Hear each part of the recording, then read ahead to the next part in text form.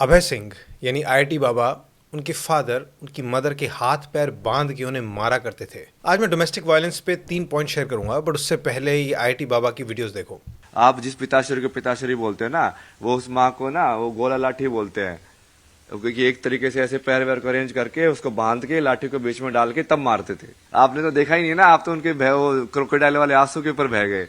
मैं ये हाईलाइट करना चाहता हूँ कि डोमेस्टिक वायलेंस का एक बच्चे पर कितना असर पड़ता है। अभय सिंह से खुद से सुनते हैं। आपके साथ डोमेस्टिक वायलेंस हुआ था बचपन में? मेरे साथ नहीं ना, जैसे मम्मी पापा का आपस में ना, अच्छा। तो ऐसे बच्चों के अच्छा, माँ मन बाप पे क्या आपस में प्रभाव झगड़ा होता है। करते थे तो उसका हाँ, असर हो गया। तो क्या असर होता है बच्चे को। उसके बाद भी आप आईआईटी निकाल लिए। हाँ, तो है ना कृपा महादेव की। बहुत साधना की ना, मैं दिन में सो जाता था।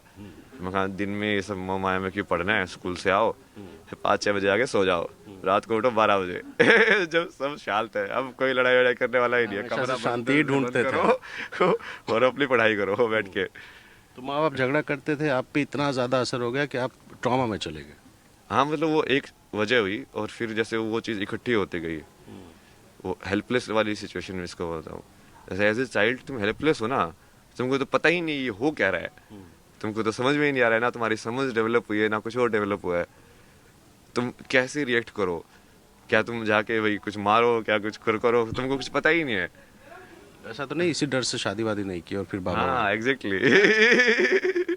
उसकी वजह से मुझे ऐसे लगता था कि अरे शादी वादी तो क्या है ये सभी। अभय सिंह ने खुद ने बताया कि कितना ज़्यादा असर उस पर पड़ा। दिन में सो जाता था, रात को जगता था ताकि झगड़ा ना देखना पड़े, और अपनी माँ को मार खाते हुए देख के उसका मन करता हुआ कि फादर को किसी तरह रोकूं। कभी कभी मन करता हुआ कि फादर को भी जाके मारूं, बट वो बच्चा है, वो हेल्पलेस है, वो क्या कर सकता है। काफ़ी पावरलेस भी है, फिजिकली भी अपने फादर से ज़्यादा कमज़ोर है। और अपनी मदर जिससे वो इतना प्यार करता है, उन्हें रोज़ मार खाते हुए देखते अंदर कितना गुस्सा भर जाता होगा। तो एक बच्चा है जो फियर में जी रहा है, बट फिर बहुत गुस्से में भी जी रहा है। और अपने क्लोजेस्ट इंसान को बचाना हमारी एक कितनी स्ट्रॉन्ग इंस्टिंक्ट है, और नहीं कर पाने में वो कितना हेल्पलेस फील करता होगा कि I am so powerless, I am so helpless, this is just too much for a child. और एक बच्चे के डेवलपमेंट के लिए ज़रूरी है कि उसके फादर के साथ भी एक बहुत अच्छा रिलेशनशिप बने।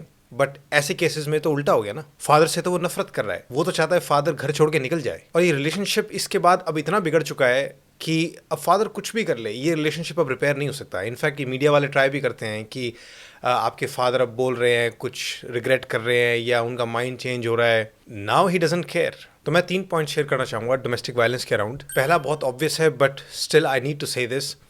डोमेस्टिक वायलेंस बिल्कुल भी टॉलरेट करो ही मत, कुछ भी हो जाए। और डोमेस्टिक वायलेंस को भी अक्सर 2 पार्ट्स में डिवाइड किया जाता है। वंस इन अ वाइल, कभी कभी बहुत जब लड़ाइयाँ एस्केलेट हो जाती है तो एक पार्टनर दूसरे को थोड़ा हाथ पकड़ लिया, हल्का सा पुश कर दिया, ये once in a while, once in a year कभी कभी किसी का होता है, ये एक अलग बात है। बट रियल डोमेस्टिक वायलेंस, जिसको हम कंसिस्टेंट डोमेस्टिक वायलेंस बोल सकते हैं, वो ये है कि रेगुलर बेसिस पे एक इंसान दूसरे को मार रहा है, थ्रैश कर रहा है, प्रॉपर बीटिंग अप हो रही है फॉर डोमिनेशन एंड कंट्रोल। अगर ज़रा सा भी साइन मिलता है कि ये हो रहा है घर में, थोड़ी सी भी एक रेगुलरिटी, कंसिस्टेंसी, इंटेंसिटी ज़्यादा है, तुरंत आसपास के लोगों को इन्वॉल्व करो and make sure you are safe, separate हो जाओ। जस्ट याद रख लो, दुनिया में कोई भी हो, कितना भी क्लोज है, किसी का हक नहीं है आपको फिजिकली हर्ट करने का। Physically hurting somebody else is a crime, और वो क्राइम अपने साथ मत होने दो। सेकेंड, कुछ लोग ये वायलेंस क्यों सहते रहते हैं? बच्चों के लिए, क्योंकि शादी बनी रहे तो बच्चों की देखभाल होती रहेगी, बच्चों की परवरिश के लिए साथ बैठे हैं। पर ये अभय सिंह की स्टोरी बताती है कि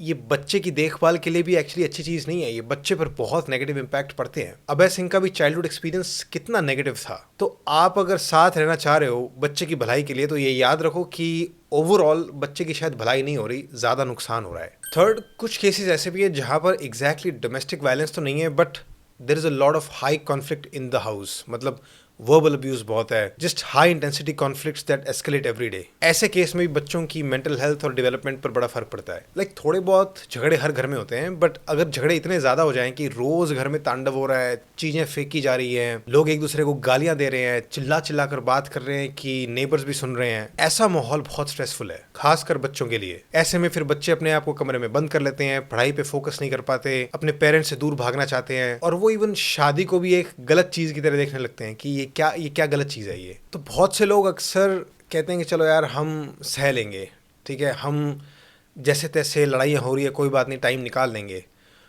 बट अगर इंटेंसिटी और टॉक्सिसिटी बहुत ज़्यादा है तो याद रखो, आप शायद निकाल लोगे, बच्चे ना निकाल पाए। और they also deserve a relatively peaceful and happy home.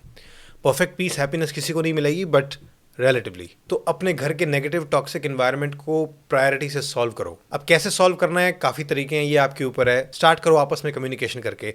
But to be honest, that probably won't lead to much success, क्योंकि अगर आपकी बात इतनी ज़्यादा आगे बढ़ चुकी है तो इसका मतलब ये है कि आप लोगों का communication is not a strength, it has already been failing. तो ऐसे केस में first thing is of course go to therapy. And therapy भी रेगुलर थेरेपी, शायद आपको 1 साल 2 साल 3 साल लग जाएं. Don't give up, this is high priority. और थेरेपी नहीं जा सकते या नहीं जाना चाहते, फिर आप कोई ना कोई डिस्टेंस, सेपरेशन, डिवोर्स वाले ऑप्शंस एक्सप्लोर कर सकते हो. But what ever you do, solve this problem. खुद को, अपने पार्टनर को, अपने बच्चों को एक हैप्पी पीसफुल एनवायरनमेंट देना must be one of the top priorities of your life. For couple therapy, go to our website sridharlifeschool.com.